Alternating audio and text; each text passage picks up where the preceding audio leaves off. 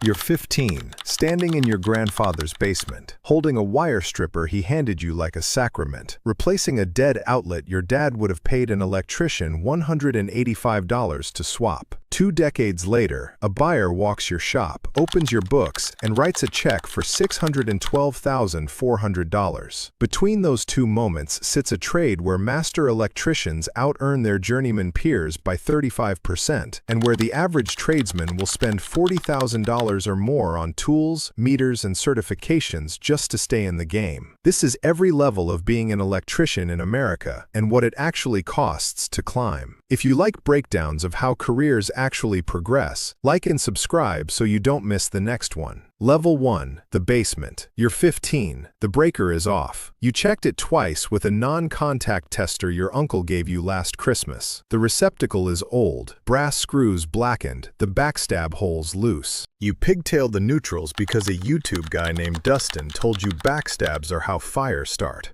You torque the screws. You flip the breaker. The lamp clicks on. You're not saving your grandfather $185. You're getting paid to learn. The next weekend you swap 3 more outlets and a dimmer. The hardware store run cost you $22. You sign up for the electrical pathway at your vocational high school, one of roughly 47,000 students nationwide running through NCCER and IEC accredited programs. The instructor, a retired IBEW journeyman with a scar across the back of his hand, tells you the trade pays. He doesn't mention the BLS median wage is $61,590. He doesn't mention the bottom 10% makes $40,250. Level 2, the apprentice. You're 19. You took the non-union apprenticeship at a residential contractor because the IBEW local had a 2-year waiting list and you needed to start earning. First-year apprentice scale is $17.40 an hour. You dig trenches. You pull Romex through stud bays. You drill 7/8 holes with a Milwaukee hole hog that nearly breaks your wrist when it binds in an old oak header. The journeyman you're paired with, a guy named Devin, has been in the trade 9 years. He's tired. He tells you, fish tape in hand, you won't learn code from the boss. You learn it on your own at night. He's not wrong.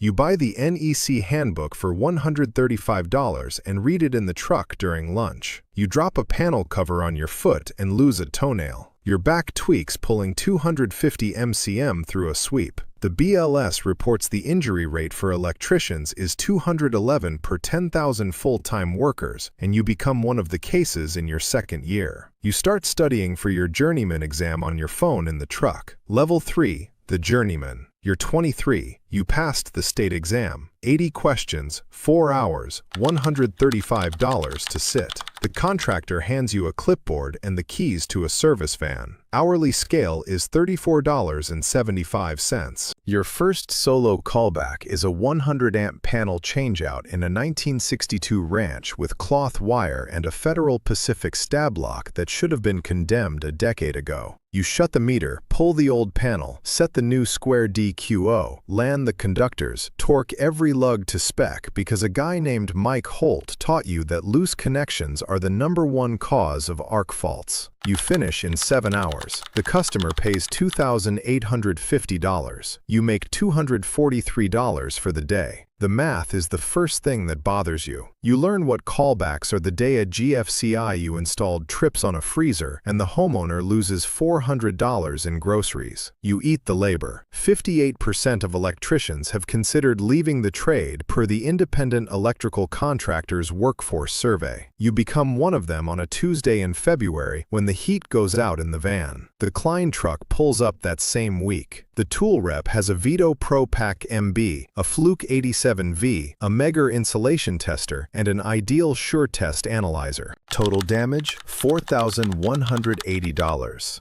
You sign the financing. You just took on 3 years of debt to do your job. You sit in the van that night holding the Fluke. It's heavy in a way that feels permanent. Level 4, the master. You're 31. You pass the master exam. 100 questions, 7 hours, $225 to sit, and a verified 8,000 hours of journeyman field time. Roughly 12% of licensed electricians in your state hold the master ticket. You pull permits in your own name now. Glassdoor says masters average $78,420. The 90th percentile is $112,300. A commercial general contractor calls you for a tenant fit-out, 4,200 square feet, 400 amp 3-phase service, 2,277-volt LED troffers, 6 rooftop units, and a panic hardware tie-in. You bid the job at $94,000. You win it at $89,500. You learn what underbidding costs the day the inspector red tags your bonding because you used the wrong listed lug on the water pipe. 2 days of rework, no change order.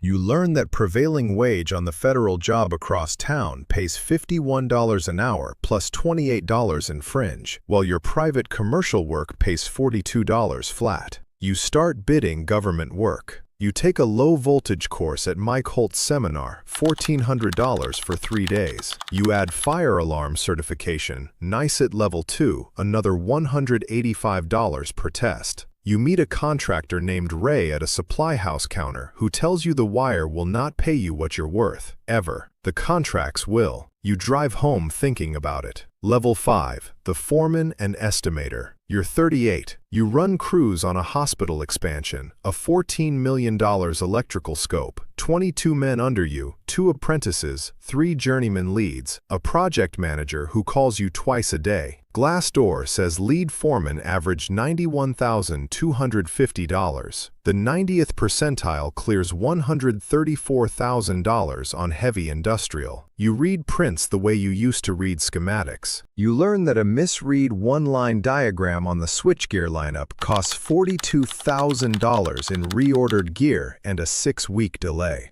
You learn that the loaded labor cost of a journeyman is $74 an hour, and your billing rate has to clear $128 to keep the lights on.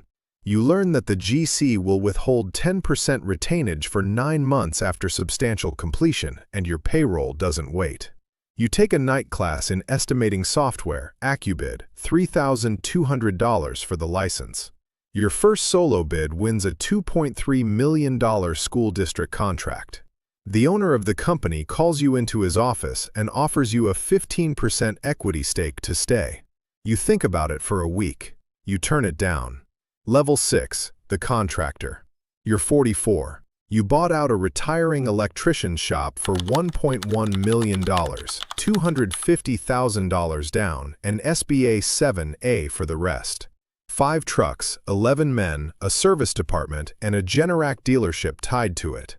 The first Monday you walked in as the owner, you changed the answering service script. That was the entire job that day. You don't pull wire anymore. National average residential service rate in 2024 was $158 an hour. You set yours at $165. Commercial T&M rate is $128. You learn to read a P&L the way you used to read a load calculation. You learn that effective billable hours per tech, gross margin per truck, and accounts receivable aging are the only 3 numbers that matter. BizBuySell's national median for electrical contracting businesses listed for sale is $1.2 million in revenue. You're at $2.4 million.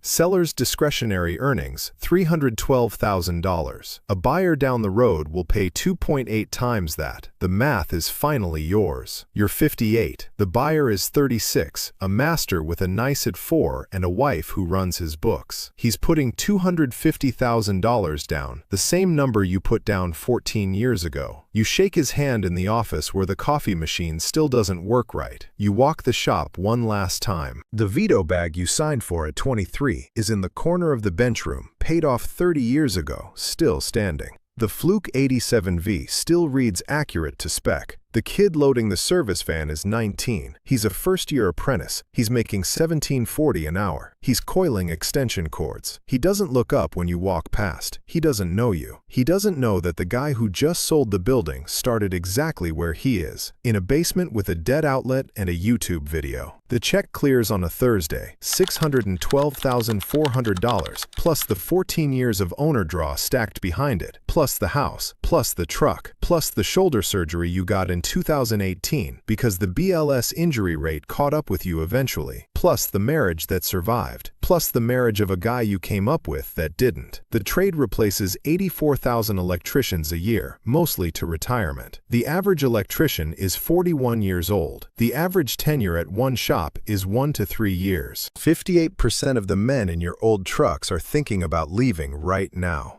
You kept showing up. That was the whole trick. The kid coils the last cord and climbs into the passenger seat. You drive home. The house is paid off. The garage is empty. You don't own a single meter anymore.